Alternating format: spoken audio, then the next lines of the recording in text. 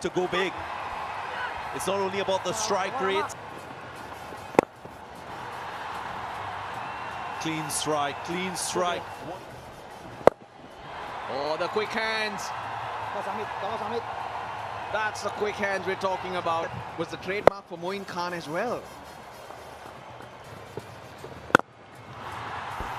Firmly struck, will beat the fielder. Pulled away nicely. Flies over the boundary line, that's a 6. Another delivery to come, and the required rate lower than the original required rate. So you're in the game.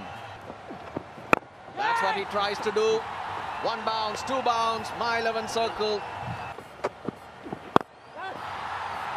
Chip. 1 bounce for 4. Spread those fields. And my 11. Lanka wanted to bowl, went short, put down.